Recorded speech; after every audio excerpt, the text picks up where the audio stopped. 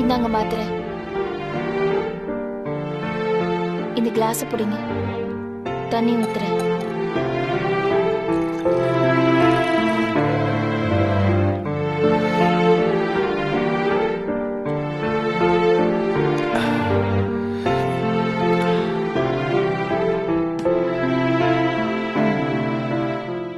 தண்ணி முடிஞ்சது, கொஞ்சம் தான் இருக்கு.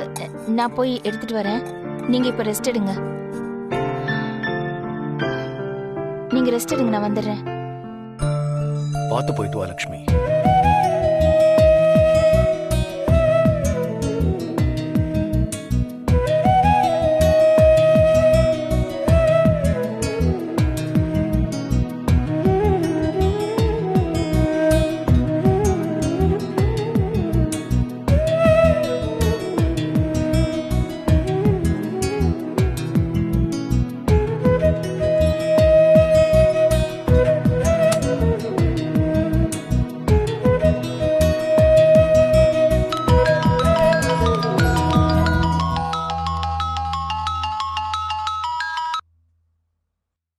ஹலோ, யார் பேசுறீங்க? நான் யாருங்கிறதெல்லாம் முக்கியம் இல்ல. உங்க வாட்ஸ்அப்புக்கு ஒரு வீடியோ அனுப்பியிருக்கேன், நீங்க போய் பாருங்க. ஹலோ ஹலோ,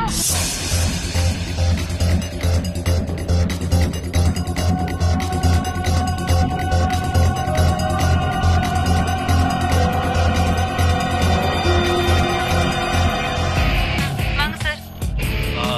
இல்ல நான் இங்கே வெயிட் பண்றேன், நீங்க உள்ள போயிட்டு வாங்க. சார், எவ்வளவு நேரம் வெளியில நிப்பீங்க? வாங்க உள்ள.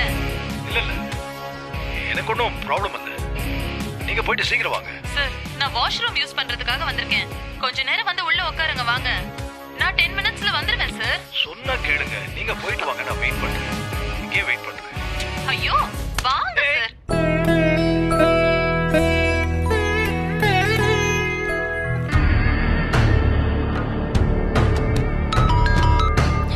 Hello hello sir. சார், யார் சார் நீங்க? சார், இந்த வீடியோ நீங்க அனுப்பியிருந்தீங்களே, அது எவ்வளவு முக்கியமான வீடியோ தெரியுமா சார்? நான் உங்களுக்கு எவ்வளவு நன்றி சொன்னாலும் பத்தாது சார். பொறுங்க பொறுங்க, அதுக்குள்ள நன்றியை வேஸ்ட் பண்ணிடாதீங்க. நீங்க பார்த்த வீடியோ இப்ப இருக்கான்னு போய் பாருங்க. ஹலோ ஹலோ ஹலோ,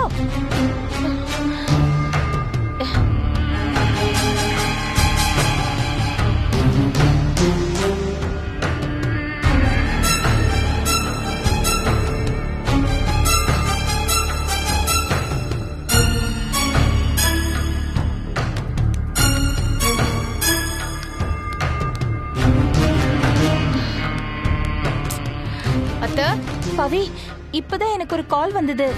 அதுல பேசின ஒருத்தர் வந்து உங்க போனுக்கு ஒரு வீடியோ அனுப்பியிருக்கேன், போய் பாருங்கன்னு சொன்னான். நான் அந்த வீடியோவை பார்த்தேன். பார்த்தா ஹரிசார சோனியா தான் வலிக்கட்டாயமா உள்ள வீட்டுக்குள்ள அழைச்சிட்டு போயிட்டு இருக்கா. அந்த வீடியோவை மட்டும் கோர்ட்ல போய் காமிச்சோன்னா சார் வந்து நிரபராதி நிரூபிச்சு வெளியில கொண்டு வந்துடலாம். ஆனா பவி, அதுக்கப்புறமா நான் வந்து போய் பார்த்தா அந்த வீடியோ டெலீட் ஆயிடுச்சு. கொடுங்க.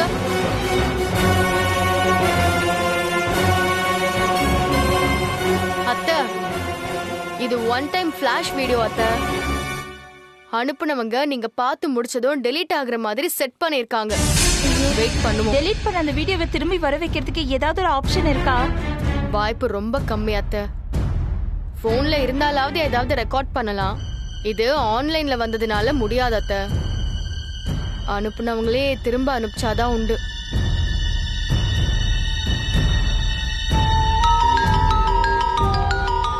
அத்தை, பவி, இதே நம்பர் தான்.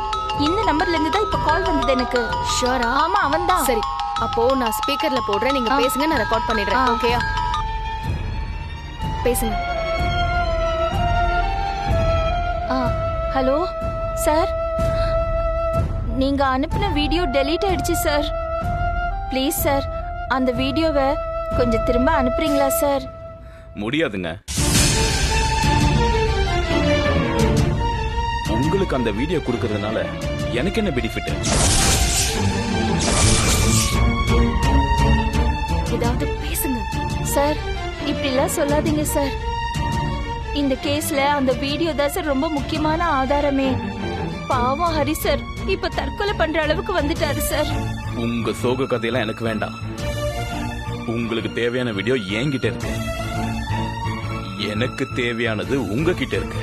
அதை கொடுத்துட்டு இதை வாங்கிக்கோங்க.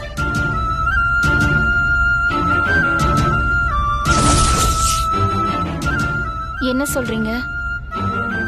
என்கிட்ட இருக்கா? உன் குழந்தை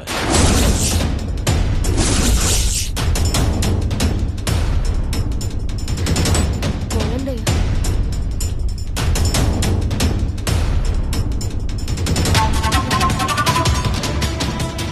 அவன் எனக்கு வேணும். அவனை கொடுத்துட்டு இந்த வீடியோ வாங்கிட்டு போய் உன் கணவரை காப்பாத்துங்க.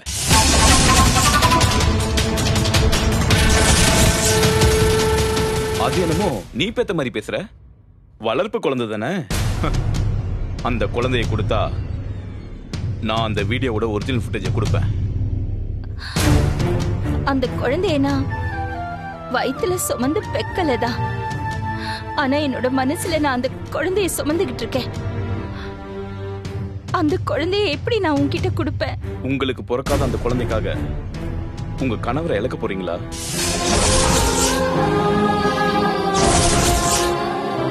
குழந்தை வேணுமா கணவர் வேணுமான்னு நீங்களே டிசைட் பண்ணிக்கோங்க.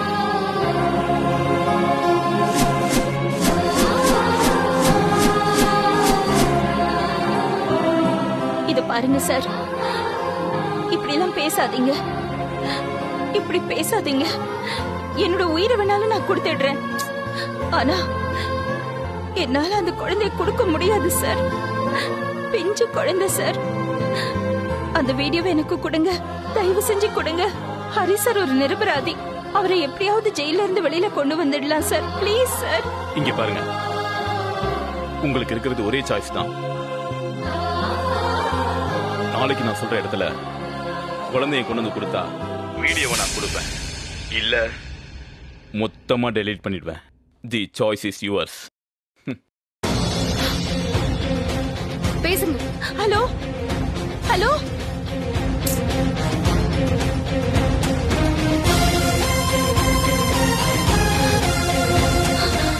இதெல்லாம் அந்த பிரதிபாவோட வேலையா இருக்குமோ? இல்ல அத்தை, பிரதீபா இப்படி எல்லாம் பண்ண வாய்ப்பே இல்ல. இந்த வீடியோ நம்ம கிட்ட கிடைச்சா அது அவளுக்கு தான் பிரச்சனைன்னு அவளுக்கே தெரியும்ல. வேற யாரோ தான் இந்த வேலையை பண்றாங்க. அப்ப யாரு? அப்ப யாரு?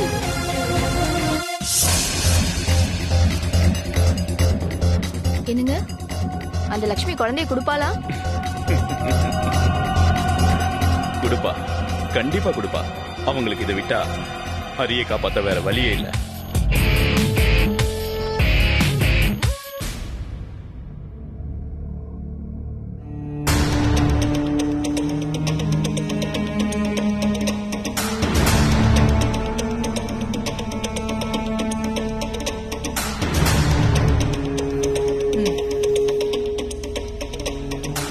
குழந்தைய கொடுத்துட்டு ஃபுட்டேஜ் வாங்கிட்டு போக சொல்றானா, அது யாரா இருக்கும்? சொல்லுங்க லட்சுமி.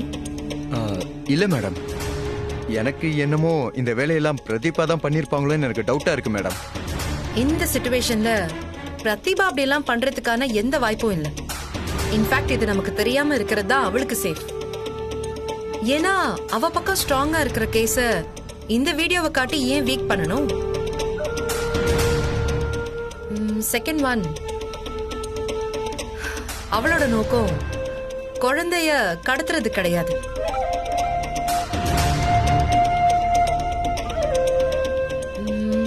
லக்ஷ்மி, உங்களுக்கு யார் மேலேயாவது சந்தேகம் இருக்கா?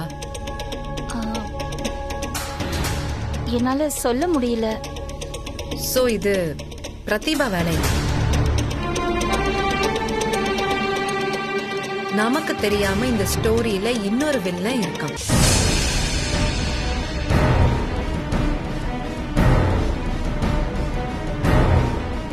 சில நேரங்கள்ல வலையை விரிக்கிறவங்களே அந்த வலையில மாட்டிப்பாங்க. இது வரைக்கும் சைலண்டா இருந்து பிளே பண்ணவங்க இப்போ ஸ்ட்ரெயிட்டா வந்திருக்காங்க. ஹரி கேஸ்ல நம்ம கண்ணுக்கு முன்னாடியே ஒரு வில்லன் இருக்கான். இப்ப புதுசா இந்த குழந்தை கேஸ். அந்த வில்லன் யாருன்னு தான் நமக்கு தெரிய மாட்டேங்குது.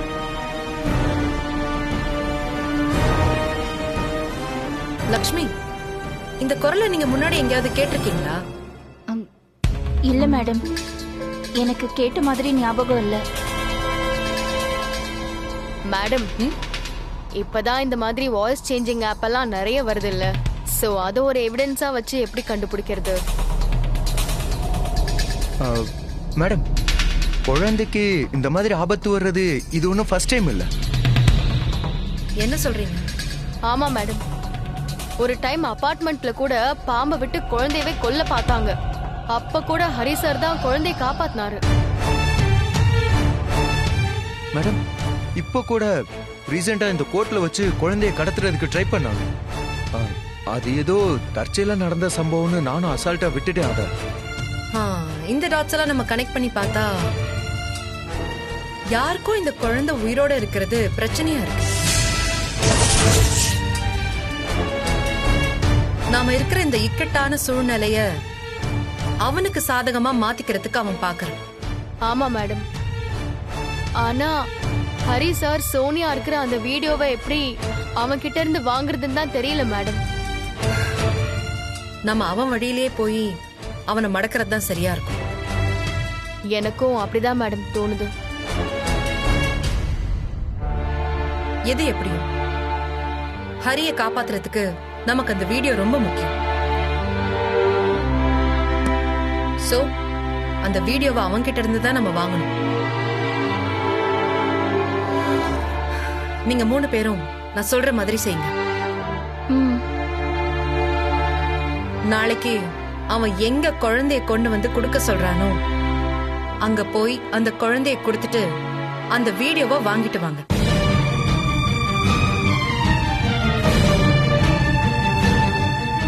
என்ன மேடம் இப்படி சொல்றீங்க? என்னோட குழந்தைய நான் எப்படி கொடுப்பேன்? என்னால முடியாது. லக்ஷ்மி, பயப்படாதீங்க.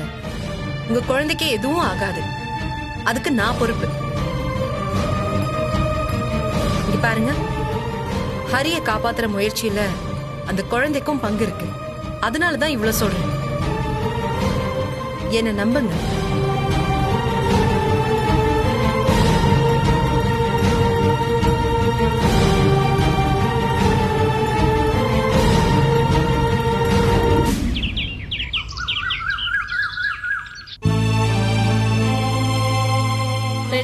கையில தண்ணி படாம பாத்துக்கோங்க. சரி சிஸ்டர், ஓகே, இவரை அழைச்சிட்டு போலாமா? அழைச்சிட்டு போலாம் சார், ஒன்னும் பிரச்சனை இல்ல. சரி சார், லேட் ஆகுது, வாங்க சார் போலாம். ஒரு 5 minutes பேசிட்டு வந்துடுறேன். சரி, சீக்கிரமா பேசிட்டு வாங்க. தேங்க்ஸ்.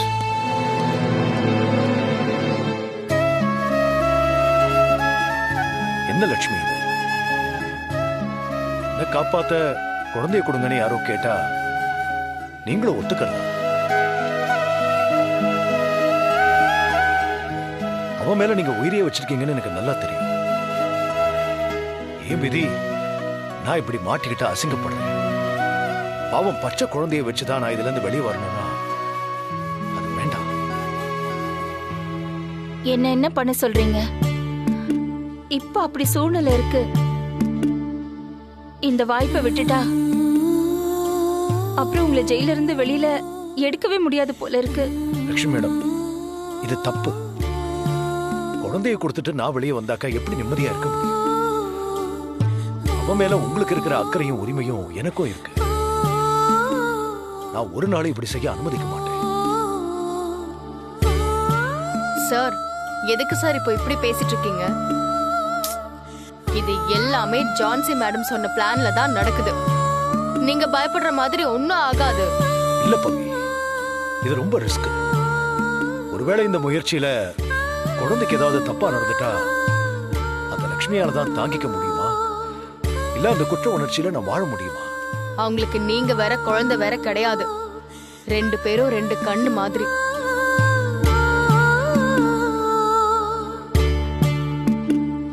ஜான்சி மேடம், நானு, சந்தோஷ்னி எல்லாருமே இருக்கோம். அவ்வளவு சீக்கிரம் எந்த தப்புமே நடக்க விட மாட்டோம். எனக்கும் அந்த நம்பிக்கை இருக்கு பவி. இருந்தாலும் ஒரு சின்ன தப்பு நடந்தா கூட அது காலத்துக்கும் ஒரு கரும்புள்ளியா என் வாழ்க்கையில இருந்துரும். அது நடக்கக்கூடாதுங்கிற பயத்துல தான் நான் இப்படி பேசிட்டேன். சாரி லட்சுமி, உங்க மனசு கஷ்டப்படும்படியா நான் பேசிட்டேன். அதெல்லாம் ஒண்ணும் இல்ல. நீங்க உள்ள இருக்கிறது தான் கஷ்டமா இருக்கு. எப்படியாவது உங்களை வெளியில கொண்டு வரணும். அதுதான் என் முதல் வேலை. நீங்க தைரியமா இருங்க சார்.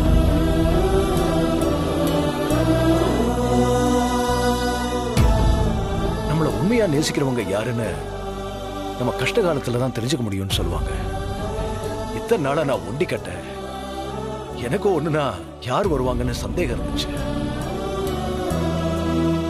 ஆனா இப்போ எனக்காக ஒரு குடும்பமே இருக்குன்னு நினைக்கும் போது ரொம்ப சந்தோஷமா இருக்கு.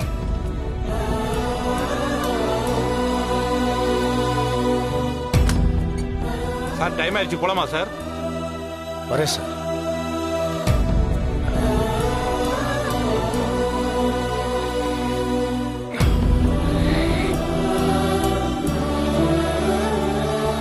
சரி, நான் வரேன். ஒரு நிமிஷம். இனி எந்த சூழ்நிலையிலையும் தற்கொலை பண்ணிக்க முயற்சி பண்ண மாட்டேன்னு எனக்கு சத்தியம் பண்ணி கொடுங்க.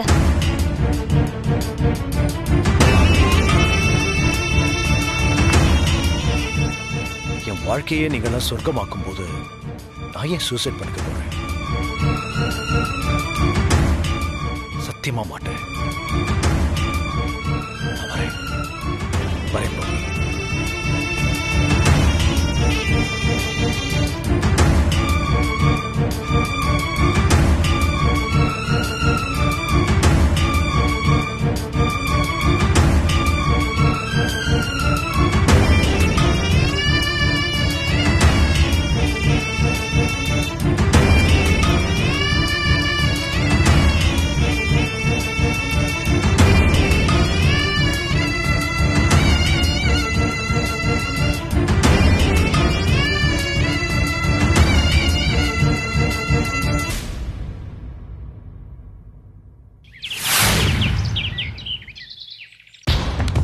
நாளைக்கு ஜட்ஜ்மெண்ட் டே.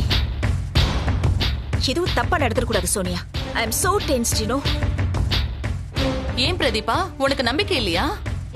நம்ம நேரம் நல்லா இருக்க போய் தான் நமக்கு அகைன்ஸ்டா போயிட்டு இருந்த இந்த கேஸ்ல லாஸ்ட் மினிட் ட்விஸ்டா அந்த வீடியோ வந்து நம்ம பக்கம் வந்துருச்சு. அந்த case there is a saying, always think from your opponent side ன்னு சொல்வாங்கல. நமக்கு சாதகமா நடந்தது போல அவங்களுக்கும் லாஸ்ட் மினிட்ல இந்த மாதிரி ஏதாவது ட்விஸ்ட் நடந்துச்சுன்னா there is a chance. ஒருவேளை ஜட்ஜ்மெண்ட்டுக்கு முன்னாடி அது ரிலீஸ் பண்ணி oh god கேஸ் மொத்தமா அவங்க பக்கமா முடியும். அக்கா, oh my god டேய், நீ எதுக்குடா இங்க வந்த? யாராவது உன்னை பார்த்தாங்கன்னா அப்புறம் பெரிய பிரச்சனை. புரியுதுக்கா, ஒரு முக்கியமான விஷயம் பேசுறதுக்காக தான் நான் வந்தேன். ஐயோ, எதுவா இருந்தா என்னடா, ஃபோன் பண்ணி பேச வேண்டியதானே? இப்படி நேர்ல வருவ? ஐயோ, பெரிய பிரச்சனையில மாட்டிக்குவேன். அபார்ட்மெண்ட்ல உன்னை யாரும் பார்க்கலல? அதெல்லாம் யாரும் பார்க்கலக்கா. இரு, இது போன்ல பேசுற விஷயம் கிடையாது. முதல்ல இத கேளு. இந்தாக்கா, கேளுன்னு சொல்றேன்ல, கேளு. இந்த வீடியோவை காட்டி ஹரிய வெளியில கொண்டு வந்துடலாம். அதனால உங்க குழந்தைய கொடுத்துட்டு இந்த வீடியோவை வாங்கிட்டு போங்க.